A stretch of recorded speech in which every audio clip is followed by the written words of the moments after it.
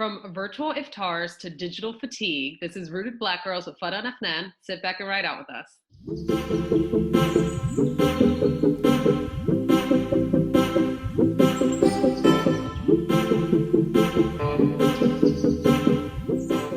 Representing everyday Black millennial women of multiple faiths, cultures, and Ramadan and COVID-19 coping mechanisms.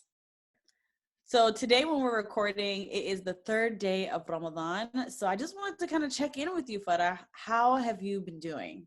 Yeah, so Ramadan kind of just slapped us in the face. And I think we were talking on the phone on the night that we were thinking about doing the IG Live. We're like, oh my God, Ramadan is tomorrow.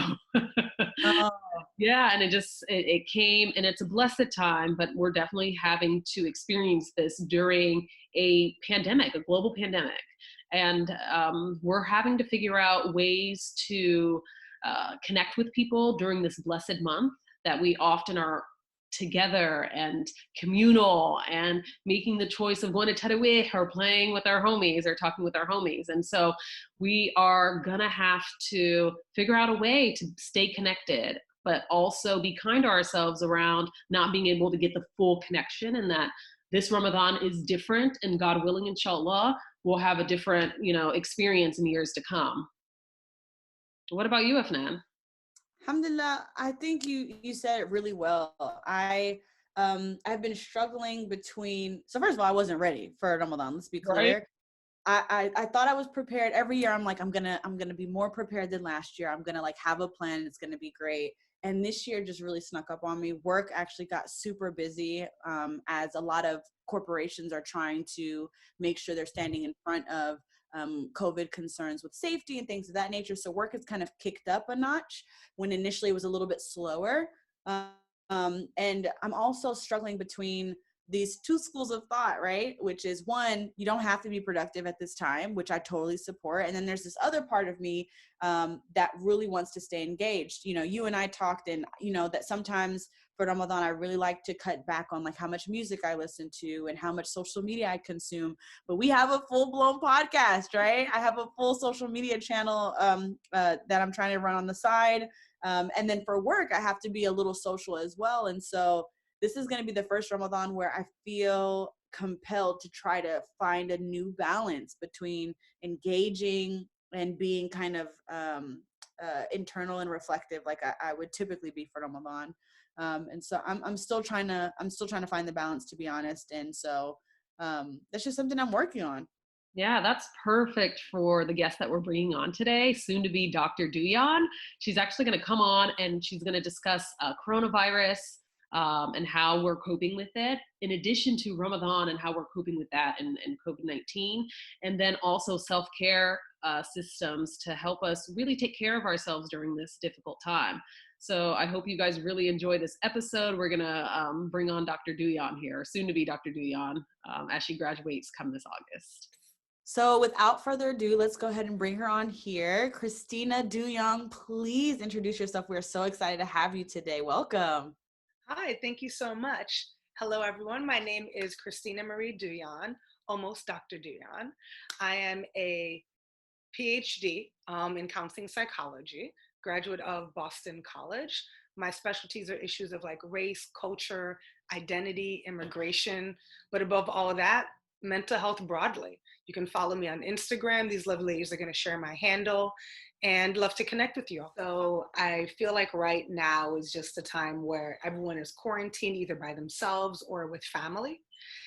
And, at first we were like, oh, this might be a week, it might be 2 weeks, now it's a month. Mm-hmm. And everyone's working from home or have lost jobs, or their lives just look so different that you're like, how do I adjust? Yeah. Being that we don't really see a change on the horizon. I mean, I know Georgia has opened up some of its doors, but it doesn't look like life is going to be returning to what we knew of it before. Mm-hmm. And with that comes feelings of isolation, loneliness, general irritability. Mm-hmm. You could be with your family and you're like, I love them, they're my favorite. But right now I think I hate my sister, right? Or yeah.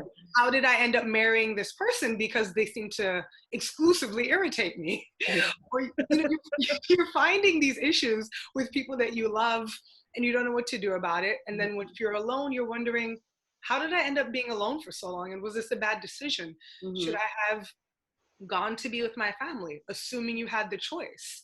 Yeah. And for some other people, it's like they might be first responders or essential workers, which means they can't be with loved ones. And that can come up with all types of other feelings of disconnection and kind of confusion. Like, what do you do with your time? And I can't imagine all of that happening. And then you have Ramadan coming, you're like, okay, what do I do now? Yeah, that's such a big thing going on right now. I know what I noticed was I was having a lot of anxiety around family members and friends being in New York City and then being a lot of social distancing or quarantining, and one actually having COVID, and I was consuming a lot of news during that time too. Make a choice for myself to kind of separate myself from all of the news that I was hearing about, because I did definitely want to care for my friends and family that were dealing with the risk of coronavirus and actually having it. And so how would you recommend managing outside of even Ramadan, just social distancing and quarantining, and how do we maintain kind of higher spirits during this time? That's a great question. Well, I feel like first acknowledge that that's hard, right? Because we're in an international pandemic. Whatever you do to take care of yourself might feel harder than normal. So my number one rule is always be gentle with yourself. Like, things kind of suck in all types of ways right now. Just be gentle with yourself. Limit maybe your consumption of news. So I have found that watching news is very distressing to me at this time. So I rather read my news. This allows me to skim it, stay informed, but not have the sense when you make news kind of like over the top, so that, engage in some activity with friends, right? And this doesn't mean breaking the distancing rule, but I have seen people, visit people and kind of sit across the street and kind of chat, right? One of my favorites is I call a friend and we go on walks together. So every Wednesday morning, my friend and I, in our respective cities, we go for a walk. I tell them what I'm seeing, the new trees. I'm like, oh my goodness, you should see this flower blossoming. And, we kind of talk each other through our surroundings, and I'm remaining physically active. And I think that can be really helpful to people, but also be mindful of the shaming that's happening on social media right now as well. Of you should be working out, you should be working on your summer body, you should come out of here with a business or a side hustle. None of that you have to take on. Right? Your only job right now is survival and mental wellness. So if you want to start a hobby that makes you feel good, don't feel the pressure to monetize it or turn it into a business. Just do it for you. So I encourage starting hobbies, and this could be random things. You can make kombucha, you can start baking, although I feel like everyone is baking right now. And bread. I have a problem with eating everything. So, the baking, doing arts and crafts. I've returned to making my own hair products. I'd also recommend like aromatherapies, light candles for yourself, put some lavender in your bath water, make some tea. I end each night with chamomile tea because the smell of it immediately calms me. Right? Also, like, go old school, play like puzzles, like put things together that just allow you to be mindful and present. And that can be really helpful. And I think like the last major thing, create a daily routine. Try to wake up at the same time every day. Try to do things around the same time every day so that you can have a schedule that keeps you grounded. Because especially those of us who are not working, every day feels like the next day and the last day. All right. I think my uncle was like, I have 6 Saturdays and a Sunday. Like every day feels the same. So if you get yourself a schedule, you can feel more hopeful about, this is what I have to look forward to. This is what I have planned each day. And it can help you also build habits during this time that feel healing. Habits are purely a product of like repetition, right? So the more you do it, you end up building motivation, and that becomes a part of your new normal for this time period. I noticed on your personal Instagram page it's at Christina.Marie.Douyon. Did I get that right? You did. Yeah, you had an awesome post about digital fatigue. And I didn't know that I was having digital fatigue. My main choice of communication typically is FaceTime. I feel more engaged, and I'm not as inclined to like go on Instagram and, be on FaceTime. But now I have these Zooms. I'm one of those people who shame myself into doing too much. I'm like, you should do this webinar, you should learn this, and you should budget. And, you know, I want to come out of quarantine. I said like the 96 Bulls, I'm doing too much. I admit that. But what do you recommend around digital fatigue with all these Zoom calls and FaceTime calls and trying to reconnect with people? Oh man, that's so rough. Like, quick raise of hands. Who is digitally tired? Duh. Oh, 100%. Okay. We're all tired. Yeah. And who has a job that requires you to have some type of like digital presence? Okay. Because you're going to work fair. Yeah. Yeah. I'm like, oh, no, I just sit there and wait for patients to possibly infect me. I'm so grateful to be on the front lines of helping some patients. Sorry, I didn't mean to cut you off there, but I was going to answer your question. I think, you know, for the job that I have, there's an expectation to be socially engaged. And even though it's on internal boards, like there's like mandatory fun, right? So certain hours of the day, of the week, we're all supposed to be engaging, and we're taking pictures and we're doing Zooms. And like at first it's like a good idea, but sometimes now it's like, okay, this is exhausting. I don't want to do any more Zoom. Yeah. Have your family Zoom, have your friends Zooms. Exactly. Yep. Right. And then you end up getting tired, although everyone is just trying to find a different way to connect. Mm-hmm. But when it's all via one medium, you end up finding yourself exhausted. Definitely. And you might feel some shame around not wanting to connect virtually. Yeah. Mm-hmm. When you feel bad, you know, my cousins and I are really connected, and they wanted to do a virtual like hangout. We spent like 6 hours and it was amazing because I love them.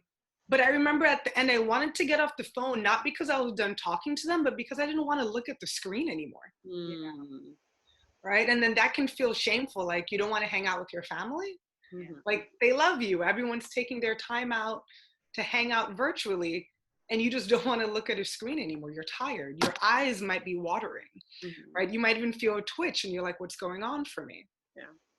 Right. So I feel like with digital fatigue, do your best to monotask, which is the opposite of what, you know, we're taught. Yeah. We're taught to do multiple things at once because that's how you're productive and that's how you're a useful member of society. Yeah. And these smartphones actually recommend that they're made so that you can do multiple tasks at one day. I can talk on the phone with you, answer an email, but now it's excessive because our lives are digital, you know, our communication, connection with people are digital. And so I know we have to find some way to really control kind of what we're taking in every day. Exactly. And I think that's why I recommend doing one thing at a time, first of all. And then 2, minimizing as much as you can how much you're digitally, you know, engaged.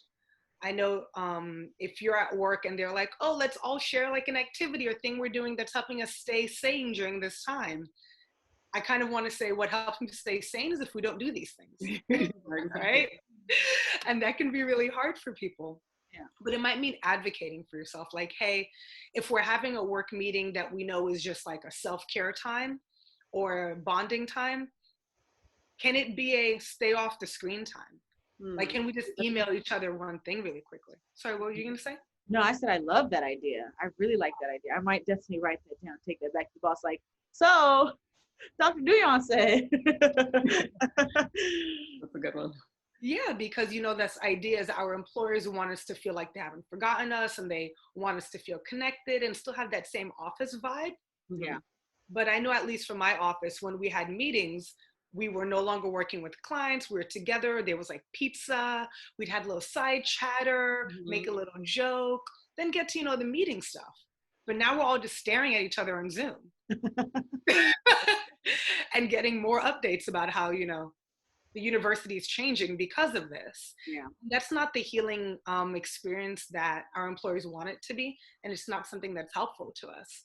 So even if you're working in person like you are, Farah, or you're going to work virtually like you are, Afnan, you know, like me, find times to separate, you know, ask for time away virtually.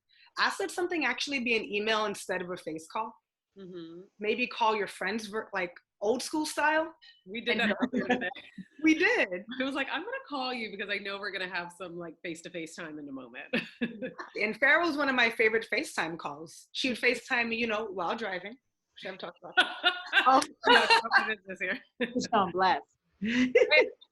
And back then it was a beautiful moment to connect. Mm-hmm. But now because it's too much, do different things. Send each other an email. In fact, write a letter by hand. Yeah. Ooh, I like that. Send a care package. I had a friend send me a care package from Boston, and it just warmed my heart so much to get something in the mail, and it had all these little pieces of things she just thought about for me. Awesome. And like a card that just said, hey, I miss you, I hope you're doing well. Mm-hmm. And this was like 2 weeks ago, and I still feel so warm thinking about it. That's amazing. And that can be more than, FaceTiming someone for the 80th time that day. So I encourage you, think outside the box, and that will help rest your digital fatigue. You were talking about tips in the beginning of, we should have a routine, and I really like that idea. And I was curious, if you were willing to share, as a PhD candidate, or, you just defended your thesis, what does your schedule look like? Because my husband is in his first year of his PhD program, and it's been really, really exhausting. And so if you're doing an internship on top of that, I was just curious for our viewers who are in school or are working online or doing some kind of internship, what is an example of how your routine looks like, just as a point of reference, because it's different than mine and it's different than FedEx. And I think a lot of our viewers would resonate with that. I like that. So I can answer that question. I'd also be interested in what you two's routines look like right now. And we could kind of play off how to add parts of your routine that you've lost due to this pandemic, and things we can add back in. So in terms of my routine, I try to wake up every day around between 7:30 and 8 a.m. And I go on a walk about a mile with my husband. We just walk around the neighborhood without our phones, without anything, just kind of looking at nature. Yeah. I live in a rather manicured neighborhood, so the nature looks the same, but we look at it every day nonetheless. We comment on it. We see passerbyers, we wave at them. And, the conversation's not structured or even that interesting. It's just time away and moving, and it's a start to our day. Yeah. Got to get back home by the latest 8:30, in which case I make my breakfast and I listen to The Daily, which is a New York Times podcast that I love. Mm-hmm. And their episodes are about 30 minutes. So I make my breakfast, I make my coffee, I listen to the podcast, and then I'm at my computer by 9 a.m. to start with my first client. And that's kind of my morning. And that has felt really nice because I used to have an hour and a half commute to work. An hour and 20-minute commute to work every day, which meant that I used to listen to Charlemagne the God every morning, just talking wildness, Yeah. Just going. I used to look forward to his donkeys of the day. And then I would do my New York Times listening. And I missed that because there was something about the drive that got me ready for work. So I replaced the drive with this walk. Mm-hmm. Okay. Right? And there's no shame in the walk. I'm not trying to burn calories. I'm not trying to get my heart rate up. I am simply moving my body and having this experience of disconnecting from my bed to my job. Mm-hmm. I like that. Yeah. And I'd say in the evening, because I still work 9 to 5, I have a workout class that's live, Affect Fitness in Atlanta. Yeah, live. I do, because they're consistent, and I know every day at 5:30 p.m. they go live, and that's part of my structure too. I can't skip it. I can't postpone it. I can't decide it's not important because it's happening at 5:30 p.m. So I get out of work, I change my clothes, I go into the garage and I work out. After that, I shower, after work to wind down. Exactly. That's great. But I'd be interested in kind of what are you guys' routines, or what do you feel is missing that you used to have that you wish you still had? For me, because there's, for my job, it's always on, the machine it feels like it's never off. And so I could wake up and check emails from my bed. And I think that's a bad habit that I've started doing, just to kind of get a feel for how my day is. And so I'll check my email, just kind of see what's going on. And then depending on how urgent some of the emails are, it will depend on what time I get up. But for sure, I'm on the computer by 9 o'clock. So I might get up like at 6:30 and see something and be like, wait, what? And then I'm doing emails from the bed, and then eventually I have to go and get into my work mode in time for like a meeting that starts at 9. So it's very chaotic from the morning. Something I'm really struggling with is the lunchtime break. When I was in the office, and I had recently, right before quarantine, I had recently transitioned to working from home. Prior to that, I had always worked at the office. And so I was still trying to get like my rhythm, because some days I would go into the office and some days I wouldn't. And then some of my peers are on West Coast time, and some of them are here in Atlanta, and some of them are in the Midwest. So I struggled really with like that lunch hour. In the office, I could block it off on my calendar. Me and my coworkers would go downstairs and we would just talk trash, right? Like, because we had really good relationships, and we would go snack or whatever, right? We could walk around 30 minutes to an hour, come back, and I'd feel really refreshed. Now that's very difficult for me to do, because it's like, where I'm going to go? I'm going to go to the kitchen. And the break doesn't feel as clean, because everything is kind of like, the whole house is like my workspace now, right? Doing work in the bed. And now that I hear yours, I'm like, okay, I need like very clear delineated separation, which is like really very common sense now that I hear you say it. But for me, it was something I hadn't thought about. I was just trying to keep up with the go. And then I don't have a very clean cutoff for when I stop working, depending on, what's happening in the work environment. Some days I'm still on my computer at 7:30. Some days I'm finished like at 3:30, and it's just like I have extra time. And I don't have like a very good structure of, okay, 5 o'clock or whatever that time is going to be, I'm going to get off the computer and I'm done. It really just depends on what's going on. And so that's kind of how it's been. And even now, like sometimes over the weekend, I'm working still. Sometimes it's really, really light. It's just very, very inconsistent. I'm still struggling with that. It sounds like you're experiencing what I think many people are, which is the boundaries between work life and home life have completely become enmeshed. Totally. So that must be exhausting, because you're almost always working. Look, Fana was like, hey, can we work on this? I was like, I'm tired. She's like, poor thing. And it's not her fault. And I realized like I need to do better with time management, but it's very difficult because it doesn't feel like there's clean separation. Like I said, the whole house feels like it's work. My phone feels like it's work, and it's social media, and it's Rooted Black Girls, and it's like all these things at the same time. And then I have like my own social media thing that I do. So I'm exhausted. So yeah, any tips you have, I'm all ears. Yeah, I'd say step one, a strong disconnection between work and home. And the best way to do that is to designate where you work and where you don't. Yeah. So when I first started working from home, I was like, oh, I'm going to see like my meetings and clients, like I'm going to sit in my bed because it's comfortable. Yeah. No. After 2 weeks, I was like, this was a bad call. Because then I felt like everywhere I was working. Similar to what you're saying. Yeah. I set up a desk in my room and I work at my computer. When I'm at my desk, I'm working. When I'm not at my desk, I'm not working. Okay. Right? And I take my lunch in the kitchen. Okay. Away from your computer. Away from my computer. When I'm at my desk, I'm at work. And I block off on my schedule from 12 to 1, I have lunch. At 11:59, You're logging back in. I walk out and I go to the kitchen and I have lunch, and I have my lunch there. Yeah. And if I need to, I walk around the living room. Sometimes I step outside and just feel the sun.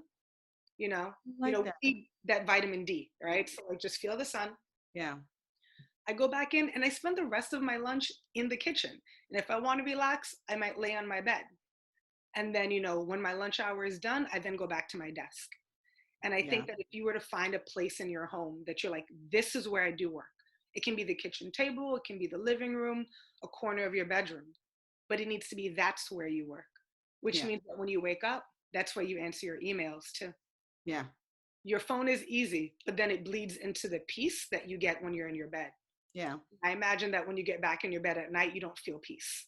No, it's like I'm like, okay, let me check, make sure I'm still plugged in. Mm-hmm. So yeah. And I think I do need to make time to go outside. Yesterday was the first time I had gone further than the mailbox in like 4 weeks. And I was like, oh my God, the trees they're full now. Cause it's, the seasons has fully changed at this point. And I was just like, outside. So I think there's a couple of things that I'm gonna borrow from your routine. But I didn't realize how much I missed just the sun, to your point, until I had went outside and I was outside doing grocery shopping for Ramadan and stuff. And I was like, okay, I need to reevaluate. This is not working. So I think two main things: step outside and experience some sun on your face. It will also, vitamin D, it's like it's happiness. Yeah. You will feel better. Yeah. So I might recommend stepping outside for at least a minute before you start your workday. Yeah. And stepping out at lunch at minimum. But the biggest thing for you, I think, will be separating work, and don't take work in your bed. Yeah. Your bed will no longer signify peace and sleep and relaxation for you. Yeah. Thank you. Bed should only be for rest and recreational activities. Right. Outside of that, that's it. And the thing about email on our phones is like, we feel like we need to answer. Yeah. We don't. You can wake up, you can, break your fast early in the morning, like get something to eat, do what feels like you need to, and then go to your computer. Yeah. And that's where you work. That's it. Thank you. I appreciate that. That was helpful. I'm happy. I'm like, I don't even want to start. No, you have to go. You have to go. It is a mess. Because being a healthcare worker and I'm not able to go in as often, what my work has done is made it so we cover each other, and we only have one person in each clinic. And so I'll cover clinics maybe once or twice a week, and that's it. And I actually really enjoy that time. And my chief of my department, she called me and she's like, hey, I'm having some not flu symptoms, but allergy symptoms that could be related to COVID. I'm going to get a test. Can you cover my shift tomorrow? I was like, yes. So that's what happened last week. But because when I am not at work, I'm not working. The only thing that I can do is see patients. And the way that my day usually is okay, I drive to work 15, 20 minutes, listen to those podcasts as I'm getting ready, drink my coffee. And before, my job would be, I was a controller of my own schedule. So my first patient's at 7:30. I've made it as early as possible. And then I work so hard all day where I barely drank any water or even used the restroom so I could get out around 3. I had no boundaries at work. I was like, let's go, And so now I'm like, oh, wow, I have so much time. So sometimes I go to bed at 11, like my usual time. And then others I go to bed at like 3 or 4. I'm watching more television. I'm reading more books. I have made the decision to kind of change my living room space where I've made like a reading nook, and then and then my couch is like television. And I realized since I've separated those two spaces, I'm not watching television as much. And one day I had to tell myself, like, there's nothing good to watch. Turn the TV off. Turn it off right now. So I have a lack of boundaries because I have a lack of work. And so I'm grateful for the time because I haven't had this, and I told Afnan maybe a few weeks ago, I haven't had this much free time since I was 15 years old. I was like, maybe summer breaks possibly could be related to this, but I've been trying to fill my day up with maybe a walk here and there, but nothing structured. It's just like, feel like it. It's a flower child. Like, I guess, like, okay, let's do this. So yeah, I've been struggling and not struggling at the same time, I feel like. I mean, it sounds like you feel really understimulated, and therefore you can't provide yourself the structure you need in order to make your time feel engaging to you. Mm-hmm. Yeah. So I take every call. And that's why I have a lot of like Zoom fatigue. I'm going to name it Zoom fatigue. I'm like, and I feel like I'm grateful as someone who's social distancing by themselves. I'm grateful for people calling me. I was like, yay, I have friends. But then at some point I'm like, wow, I'm tired. Like, I can't take these calls anymore, So yes, I'm not as stimulated as I usually am. Well, I think you're also someone that would benefit from like, cap ends to your schedule first. Bedtime. Oh, I'm terrible with that. Yeah, you need to go to bed at the same time every day. And I'm not a big proponent of this in my like outside of COVID. I'm like, I sleep when I sleep. Yeah. But COVID, to be honest, I was going to bed anywhere between midnight and 1 a.m. because I was like, I can still get 7 hours of sleep because I don't have a commute. But what that meant was that I was just overstimulating my mind really late into the evening, which then impacted my ability to sleep well.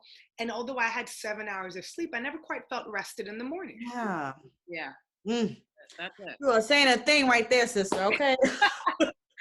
Yeah, I wake up and I'm still exhausted, and I'm like, I need to take a nap. I'm tired. I woke up at 5 a.m. this morning, and I could not go back to sleep. So you need a bedtime, and you need a digital. She said you need a bedtime, sis. I know. Thanks, Mom. Serious. Yeah. Shout out to the Nap Ministry. They're another page that I follow that talk about the importance of rest. But you need to set a bedtime and go to it every night. But more importantly, set a digital detox about an hour before your bedtime. So no TV, no phone. And this is hard because someone's texting you and you're interested, an article just came out. Yeah. Don't do it. Just like disconnect, read. I mean, stare at the ceiling if you want. But like, I know that sounds weird, but sometimes when you just stare, you can kind of actually like sit with yourself. Like, how do I feel right now? Yeah. Am I okay? Am I not okay? What do I need? Yeah. You know, like that's when you can really do that deep check-in with yourself. And I found that doing it before bed helps prevent tomorrow's anxiety from impeding tonight's sleep. Yep. All right. So I think that will be a big game changer for you if you can set your bedtime and a digital detox. And in terms of your day, you might benefit from picking up a second hobby and structuring how you do it. Yeah. And I think for you particularly, Farah, given that I know you, I'd say a difficult hobby. Yeah. Because I think if it's something that you can figure out quickly, you will find yourself understimulated in a week. Yeah. So I'd recommend something that you find challenging. I don't know. There was like, everything's so easy. I don't know what you mean. I'm so gifted and talented. Maybe. Well, that's all great and amazing advice. And I think we have to add some structure to our days so that we can, feel well rested and productive where we need to be and restful where in other areas. So now one more thing. Yeah. Sorry, one more thing. And don't feel the pressure to be productive. No. I use stimulated versus not stimulated because sometimes when we're understimulated, we can feel bored and have like really low and depressed feelings and irritability. So we need some stimulation because we're beings, but you do not need to be productive. Like that is not a necessity. Yeah. You can come out of this having produced literally nothing, and that's okay. Survived. Check. That's it. Survived. But you don't need to be productive. Just engage in some stimulation so that you can keep yourself fresh and attuned, but you don't need to be productive. Now, as we move into the month of Ramadan, it started for many Muslims on Thursday evening or Friday, Thursday evening, I'd say. And so 1.8 billion Muslims are participating in Ramadan, but it's within this global pandemic. Yeah. And so, as you know, I know you're familiar with Islam, like maybe through me and through your own readings, of course. But Ramadan is very communal. It's very community oriented. We break fast together. We pray together in the evening. And our prayers are where they tell us to like have no space between the next person and the next person. Yes. In the COVID world, that is not possible. And so we're not able to go to the masjids or the mosque at this time. And I fear that some people feel really disconnected to this month.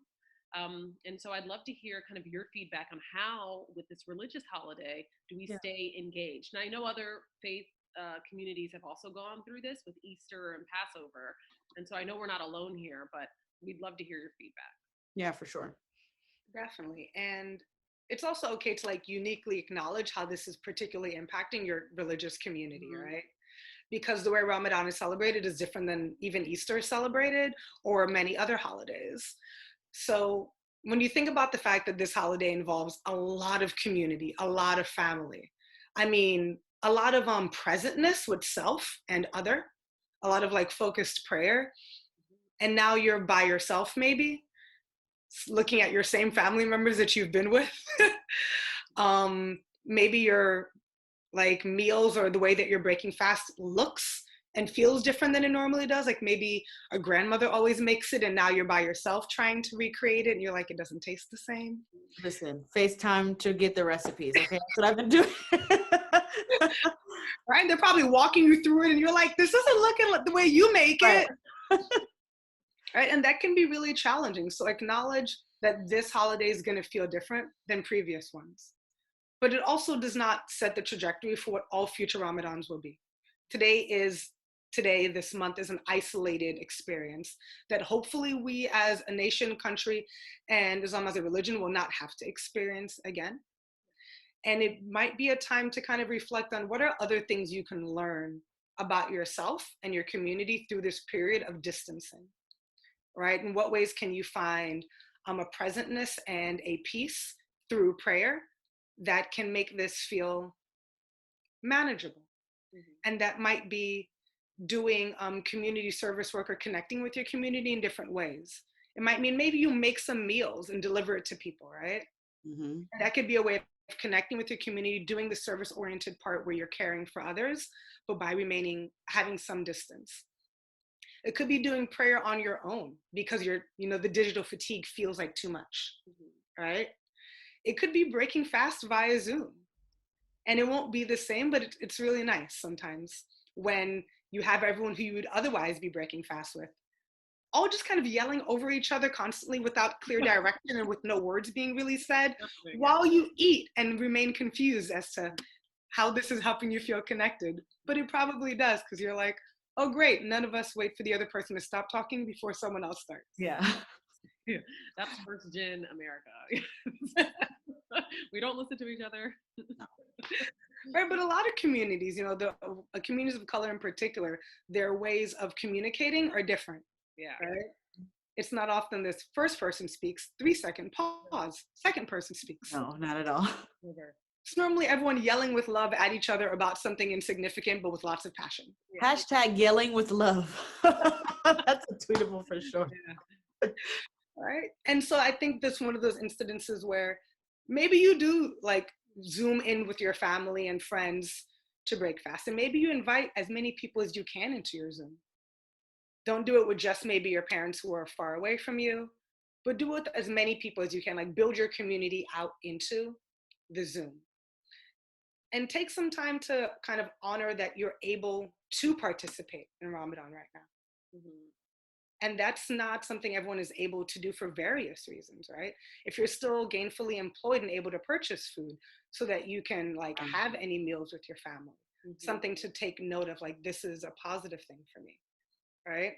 If you're able to cook anything for yourself, if you're able to buy the specialty things that you look forward to throughout the year, like these are moments to be express as much gratitude as you can, because it can be very easy to lose gratitude in times of distress and isolation. And the more we express gratitude, the easier it will feel to engage with the spirit of the holiday, of what it's meant to be and what's meant to bring into your life and into your community. So I hope some of those are a little bit helpful, although I know none of it like reignites what this is supposed to be for you right now. Oh no, for me, like one of the things that you said that resonated was inviting, like I look forward to inviting families to iftar, especially because I've recently, so we're on our 4th year of marriage, but for the last 2 years, I've been trying like our traditional recipes so that I master them during this time of the year. So there's dishes I don't make any other time of the year, kind of like Thanksgiving. I don't make any other time of the year except this year. And then I like practice for weeks, and then I bring my family over, like, look what I've done, I'm sure, you know what I mean? And so that the fact that they're not here, every year I usually add 1 or 2 recipes that I haven't tried. And so the fact that nobody's going to be able to come over, but I loved your idea of, inviting them over via a Zoom. And, then my aunties can say, I don't know, mix it. Let me see what the consistency looks like. So I totally might do that, actually, like a virtual thought where, we invite them over and just, just share with them. It's not, to your point, it doesn't make up for the physical presence, but it's something. And so I think I'm definitely going to take that on. So I appreciate the idea. I love that. And you'll find that you even appreciate the noise of your loved ones, even as they critique your food. Like the sound of their voices in your home while you share a moment that they'd otherwise be physically present for. Yeah. you'll find that it is soothing, even if it's bickering, even Yes. if it's judgment, Yeah. because you'll hear all the love that's always been there with it, Yeah. in a different way at this time. Yeah, for sure. Thank you.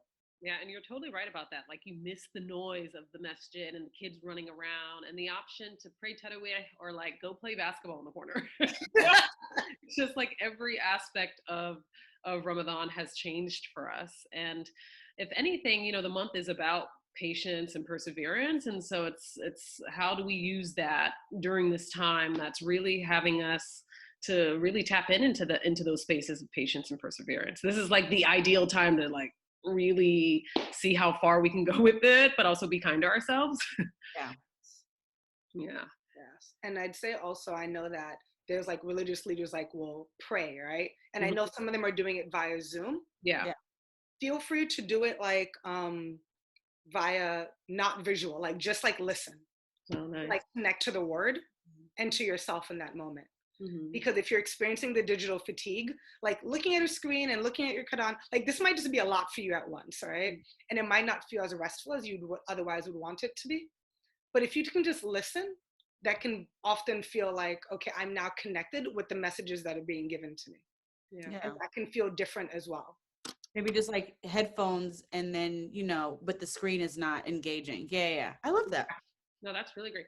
This morning, interestingly, I have a goal of reading the Quran during this month.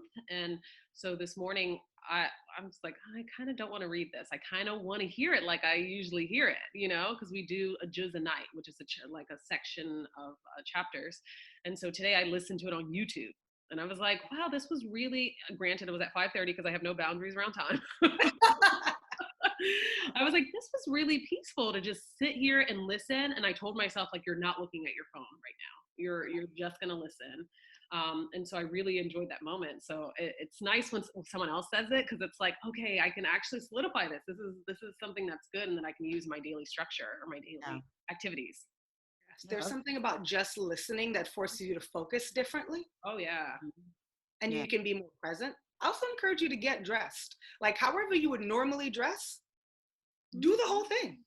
Like, get dressed. The hijab. I'm serious. Yeah. And at first you're like, oh, I'm getting dressed for the dining room. I'm getting dressed for the living room. Yes, you are. Yeah. Because this moment is not less special because no one has come over. Yeah. I love that.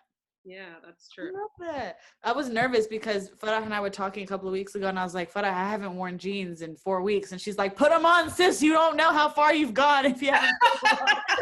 And I was like really nervous, and I was like, oh, they're loose. This is great. She's like, alhamdulillah. She's like, oh, I'm not trying mine. I've definitely gotten a little, thickums in enjoying this time to eat and not speed through patients or be in the clinic. Yeah. So what ways would you recommend just self-care in this pandemic? General self-care.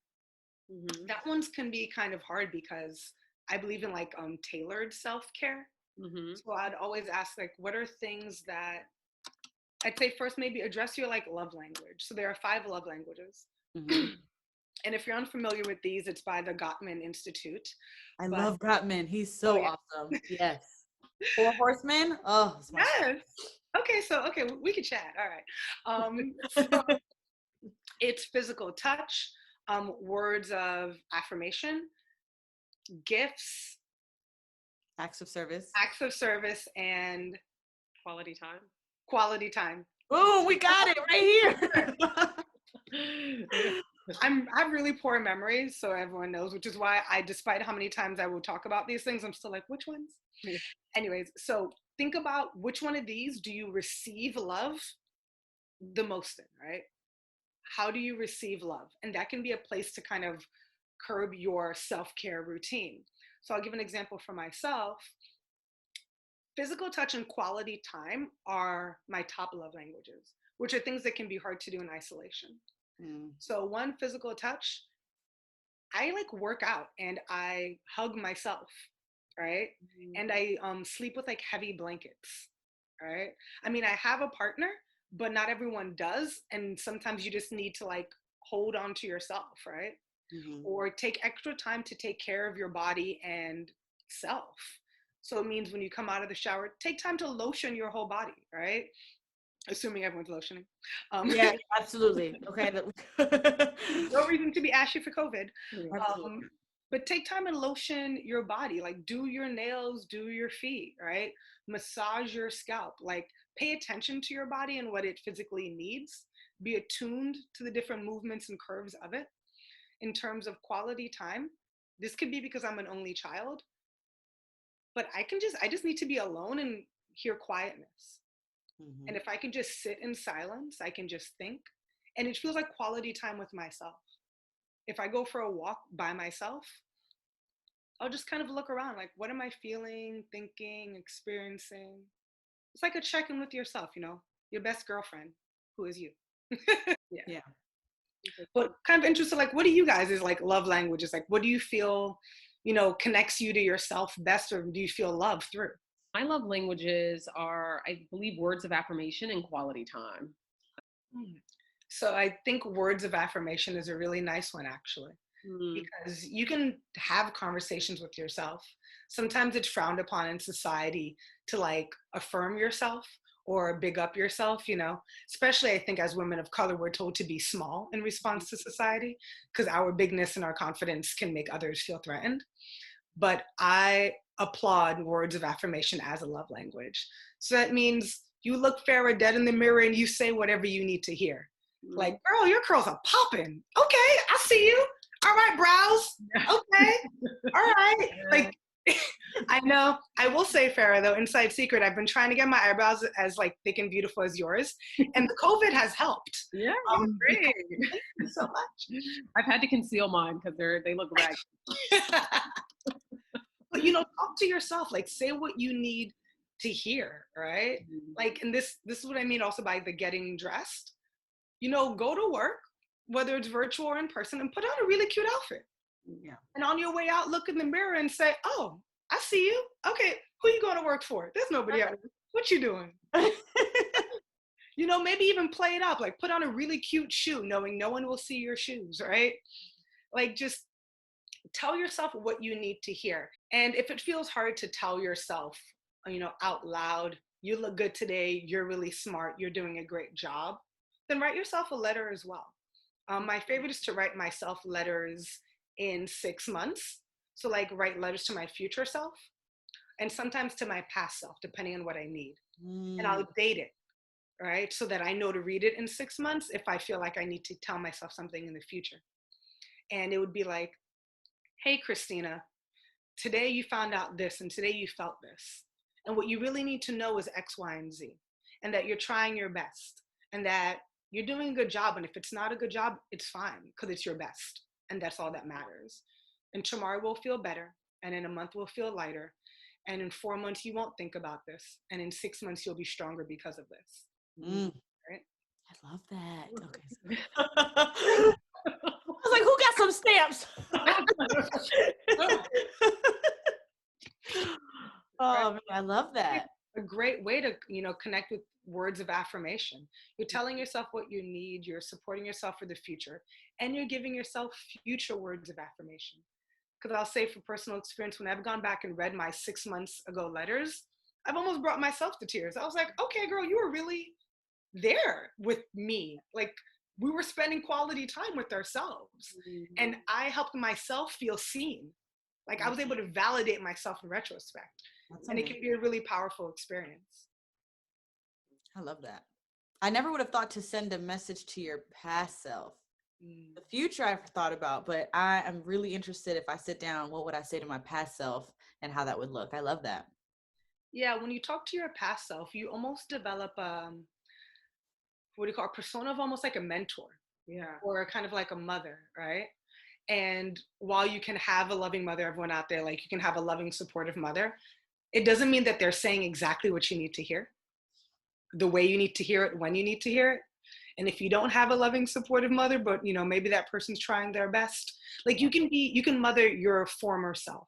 So like, hey, 17-year-old Christina, that was wild, but like, it wasn't the worst of you, right?